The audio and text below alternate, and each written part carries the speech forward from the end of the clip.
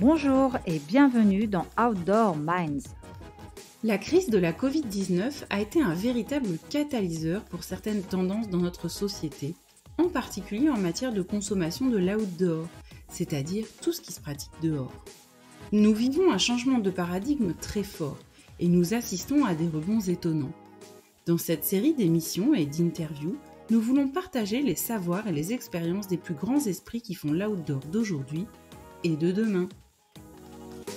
C'est la rencontre d'une experte du marketing dans les secteurs du tourisme et des marques de sport avec une experte du capital immatériel des entreprises, en particulier des marques, qui a donné naissance à cette balado-diffusion. Bonjour, c'est Armelle Solélac. Bonjour, c'est Ariane Favier. Et c'est parti pour de nouvelles aventures. Aujourd'hui, nous allons parler de plateforme de marque. Qu'est-ce que c'est ? À quoi ça sert ? Quel est l'intérêt d'en développer une ? Et comment on fait sa plateforme de marque ? C'est ce dont nous parlerons à la rencontre d'Alexandre Collomb de la très prestigieuse agence Publicis pour comprendre concrètement comment avec ses équipes, ils réussissent à créer des marques fortes. Alors Armelle, pour faire short and switch, est-ce que tu peux nous faire un rappel de ce qu'est une plateforme de marque ? Oui, Ariane, j'ai l'habitude de dire que l'outil idéal pour créer une marque solide, différente de ses concurrents et qui répond parfaitement à une cible précise de clients, c'est la plateforme de marque. En général, c'est composé de 11 à 12 piliers, ça dépend des livres dans lesquels on se renseigne, mais invariablement, on y trouve la vision, la ambition, la mission, la raison d'être, les valeurs fondamentales, la promesse, la raison de croire, le style, parfois appelé aussi la personnalité, les messages clés qu'on appelle aussi le storytelling, les cibles de clientèle, le positionnement et la signature qu'on trouve aussi présentée sous forme de baseline, claim, c'est toujours la même chose finalement, quasiment la même chose. Donc ces 11 piliers constituent ce qu'on appelle la plateforme de marque. Et d'un point de vue opérationnel, ça sert à quoi ?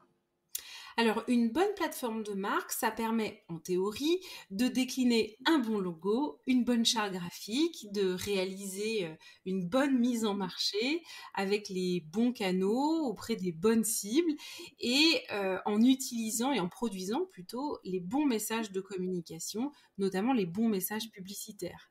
D'où l'intérêt de ne pas se tromper sur ce travail de plateforme de marque que j'aime bien comparer à des fondations d'une maison. Si les fondations sont saines, eh bien toute la marque ensuite est saine.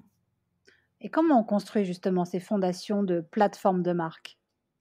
Alors, construire sa plateforme de marque, c'est un exercice qui peut sembler assez simple au départ, mais qui est beaucoup plus complexe qu'il en a l'air. Et si la marque existe déjà, eh bien, c'est-à-dire s'il faut la refondre parfois complètement ou en partie seulement, ça peut être parce qu'elle est devenue ringarde au fil du temps, pire encore, parce qu'elle a eu une attaque assez importante dans les médias notamment, ou qu'elle souffre d'une image négative.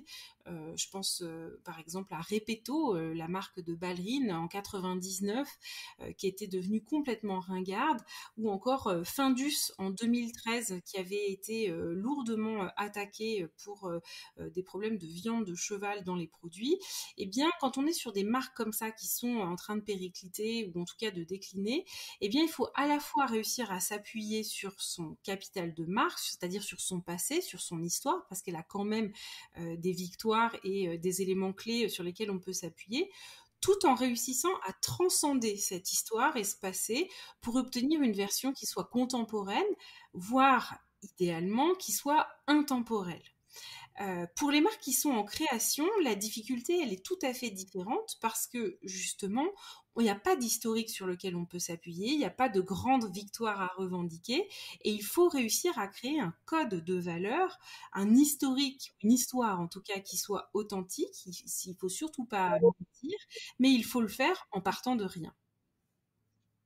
Alors, la méthode la plus simple, eh bien, c'est de réaliser des ateliers de brainstorming, c'est des ateliers de co-créativité pour établir en quelques mots chaque piliers de la marque. Alors certains, ça peut être 3-4 mots, d'autres, ça peut être des phrases complètes.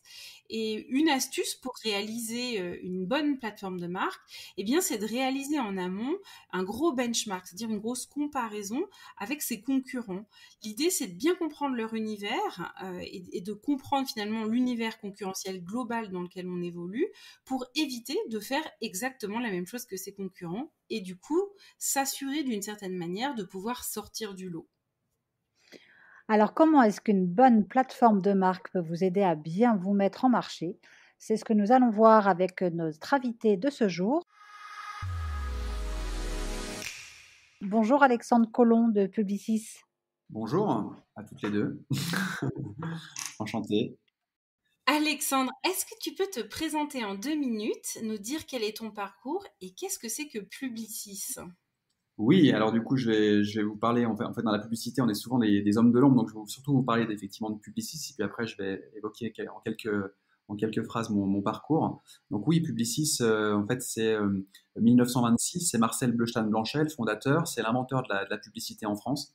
Effectivement, une entreprise qui a 95 ans d'existence et qui s'est beaucoup développée sur ces marchés, donc sur le marché de la communication, pour en devenir un des leaders mondiaux, donc le troisième leader mondial sur ce terrain, avec pendant son histoire trois dirigeants historiques, comme quoi effectivement dans le secteur de la communication, il faut beaucoup de stabilité pour pouvoir savoir où on va et comment on peut accompagner nos clients.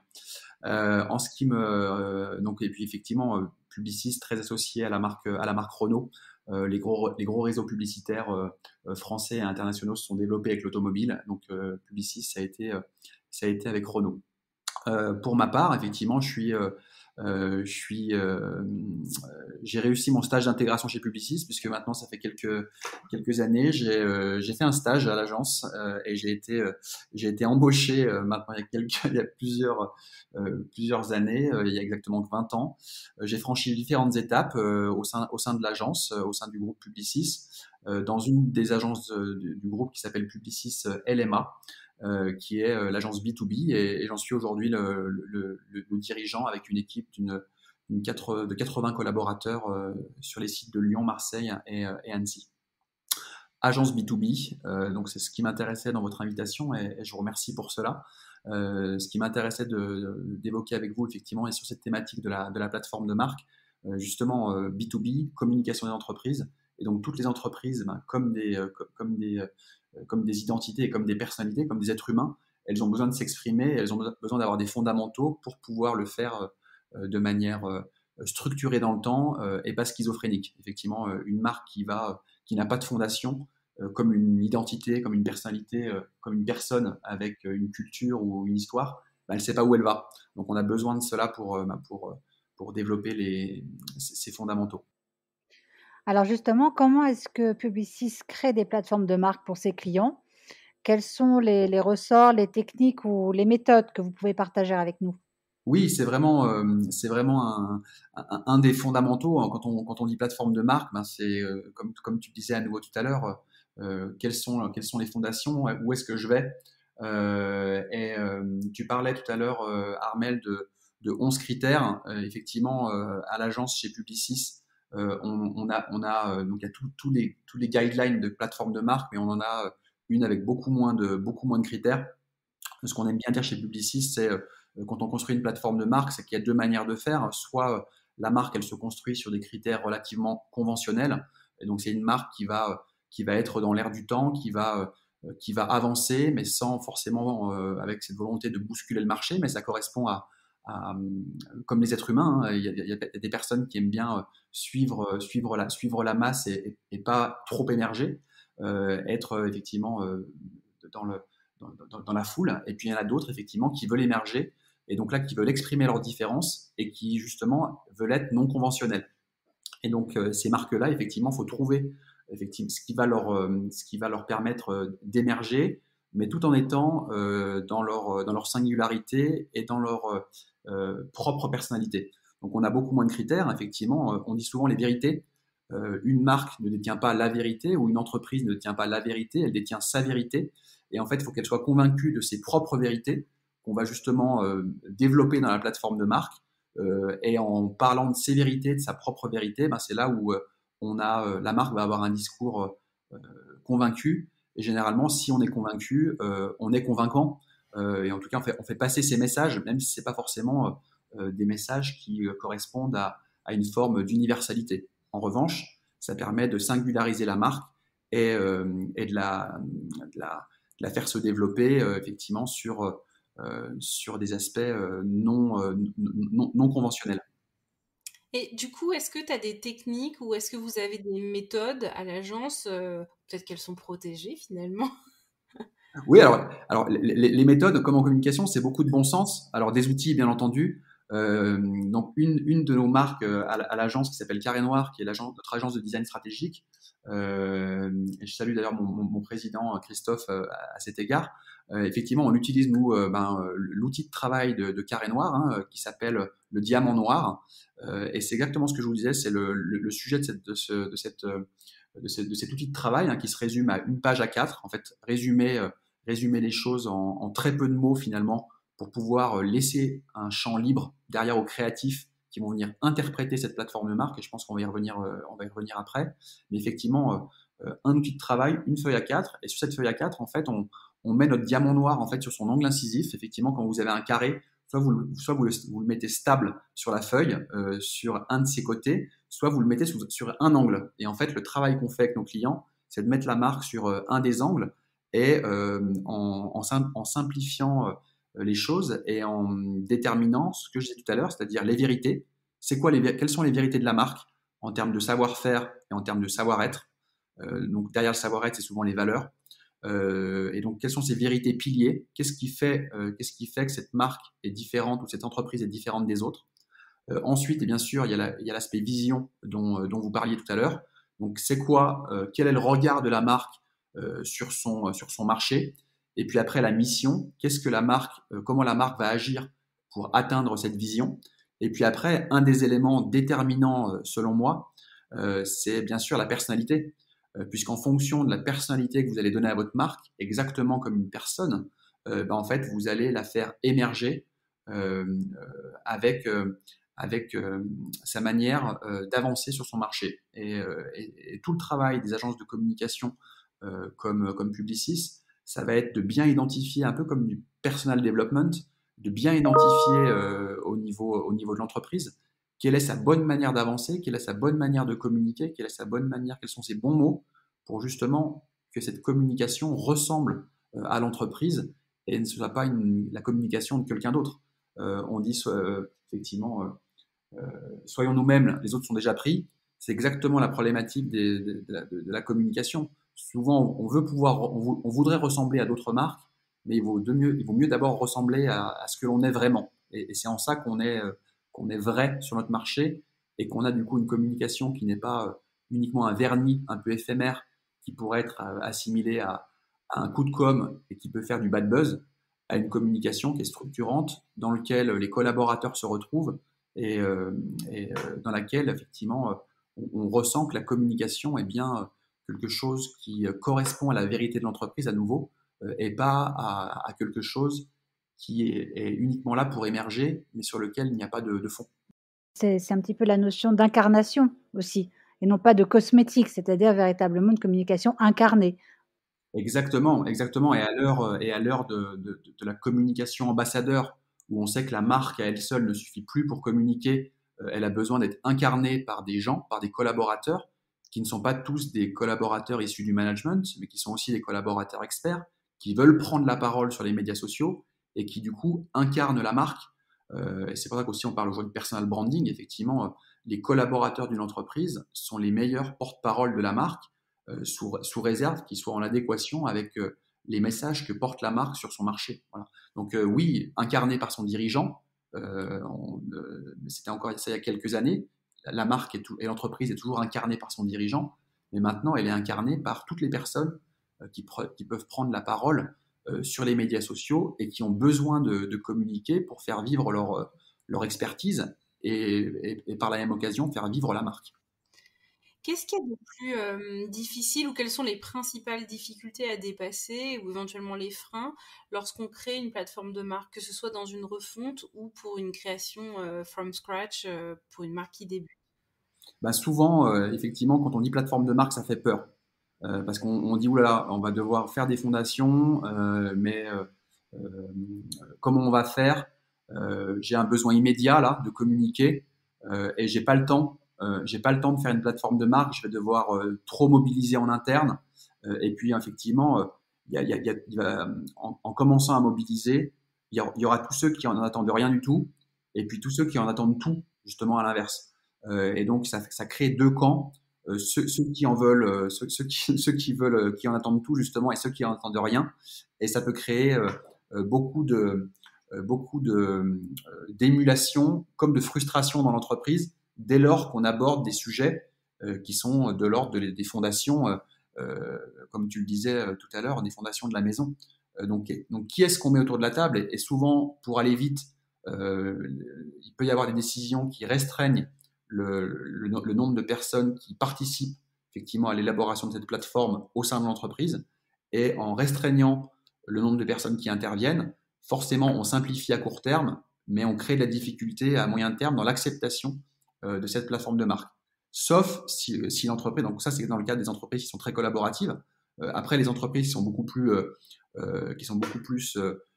descendantes, donc avec un dirigeant qui donne des directives et dans lesquelles les collaborateurs appliquent, bah là, le dirigeant est clé, bien entendu, c'est souvent les dirigeants fondateurs, mais on a de moins en moins d'entreprises où il n'y a que les dirigeants fondateurs, donc c'est beaucoup du collégial. Et donc, dès que vous mettez autour de la table quelqu'un des ressources humaines, des RH, le dirigeant, les membres du commerce, les membres du COMEX et quelques experts business, bah forcément, ça crée une diversité de points de vue qu'il faut derrière avoir la capacité à synthétiser dans la gouvernance pour accepter cette plateforme de marque et ensuite en faire des traductions créatives. Donc c'est vraiment ça, effectivement, la complexité. On est souvent dans une culture du court-termisme, pardon, où on a besoin de communiquer et on n'a pas le temps d'échanger, sur ce qui fait les fondamentaux de la marque. Donc c'est vraiment le frein, effectivement, au développement de cette nature de prestation. Et donc du coup, on préfère ne rien changer plutôt que de faire évoluer les choses. Sauf qu'à nouveau, une marque, c'est comme une personne. Effectivement, elle évolue dans le temps. Et une plateforme de marque d'il y a 10 ans, même si les fondamentaux sont là, bah forcément, la marque, elle a évolué comme une personne. Hein. On ne réagit pas de la même manière quand on a 20 ans, 30 ans ou 40 ans, même si on est la même personne. Donc, en fait, elle doit évoluer. Et c'est là le rôle du conseil en communication, d'aider cette marque d'aider à faire grandir cette marque et à la faire évoluer, mais sous réserve que tout le monde ait envie de la faire évoluer. Est-ce que justement tu as un exemple, de marque, de sport outdoor ou de tourisme dont tu pourrais nous parler, sur laquelle vous avez travaillé à l'agence? Nous détailler un petit peu le processus, co-créatif de cette plateforme de marque, avec un exemple précis. Ouais, ouais. Donc j'ai effectivement deux exemples. Alors un qui est plus lié à mon cœur de métier, effectivement, qui est du coup la communication B2B. C'est un acteur donc du numérique qui s'appelle Thales, qui justement énorme entreprise, hein, plusieurs dizaines voire centaines de milliers de salariés, une entreprise qui avait besoin en fait, qui est dans le domaine de la sécurité et des logiciels de sécurité, cette entreprise avait besoin justement de se repositionner et de fédérer l'interne avec justement avec l'idée d'une baseline, comme tu disais tout à l'heure dans les mots et nos fameux anglicismes propres à la communication, effectivement d'une baseline pour incarner ce que faisait l'entreprise et le positionnement de l'entreprise. Et en fait, l'aboutissement du travail a été le client en fait avait identifié ce sur quoi il pouvait faire la différence, qui était à l'époque ce qu'on appelait le decisive moment, c'est apporter une technologie à un moment décisif pour que les 2% des décideurs mondiaux puissent décider à un instant T, effectivement. Donc le client était très centré sur le besoin de son propre client. Et nous, on les a aidés effectivement dans le travail d'une plateforme de marque à se repositionner sur ce qu'était le métier de la marque dans la diversité de ces expertises. Et donc, les choses souvent sont les choses les plus complexes doivent s'exprimer simplement. Et l'aboutissement de cette plateforme de marque avait été de dire, Thales, finalement, c'est Decisive Technology for Decisive Moment. Donc, une technologie de haut niveau pour justement pouvoir décider à des moments cruciaux, comme lorsqu'on doit faire décoller des avions, comme lorsqu'au moment du Super Bowl, il y a 30 secondes de publicité et il y a X millions de personnes qui sont connectées, et à l'instant où des hackers veulent pénétrer dans le tunnel de pub pour faire un blackout. Donc c'est ce genre effectivement de choses qu'on a pu incarner à travers cette plateforme de marque pour Thales. Et puis un autre exemple dans le domaine des marques et des marques outdoor et des stations de sport d'hiver, ça me fait penser à un travail qu'on a pu faire pour Cevabel, qui est une des marques de la Compagnie des Alpes, qui aujourd'hui organise les remontées mécaniques des stations des Menuires, entre autres. Et là, le travail qu'il a fallu faire, pour développer une communication sur une station qui est en plein repositionnement, notamment sur les thématiques des Sustainable Goals et du développement durable, ça a été effectivement la capacité à mettre tout le monde autour de la table, donc sous l'impulsion de notre cliente, bien entendu, et de les faire adhérer à des démarches beaucoup plus collaboratives pour faire évoluer effectivement dans le cadre de la montagne 2050, donc des sujets que vous connaissiez bien mieux que moi, faire évoluer la communication des stations de sport d'hiver, et notamment sur les enjeux et les thématiques du développement durable et de la montagne de demain, qui sera peut-être une montagne en hiver sans neige. Donc, plateforme de marque qui a évolué vers une logique beaucoup plus collaborative, RSE, avec l'ensemble des parties prenantes intégrées dans cette démarche de communication qui devrait voir le jour théoriquement en fin d'année ou en 2022. Effectivement, une communication du coup qui intègre toutes les parties prenantes, donc les collectivités, les sociopros, les cabinets de consulting qui ont conseillé pour amorcer cette évolution, et puis bien entendu le grand public qui lui va être acteur de tout ça en décidant de se déplacer dans une station qui a ce type de démarche ou pas. Qu'est-ce que tu recommanderais aux acteurs du tourisme ou aux acteurs du sport outdoor qui souhaiteraient créer ou remettre à plat leur marque ? Donc, effectivement, les acteurs qui ont la sensibilité de la marque, donc du coup, sont des acteurs qui ont compris que la marque, c'est ce qui donne du sens à l'action, et c'est ce qui donne envie de se lever le matin pour les gens qui travaillent sur cette marque-là, sur cette marque destination, et qui ont envie de se déplacer pour voir ce qui est promis en communication et concrètement sur le terrain. Donc, et en même temps, en parallèle de ça, effectivement, 80% des marques destination pourraient disparaître, des marques pourraient disparaître sans que personne ne s'en rende compte. Donc on switch une destination pour une autre destination, la destination soleil devient la destination montagne et inversement. Donc effectivement, dans cet encombrement des marques, on pourrait avoir l'impression que les marques n'émergent pas.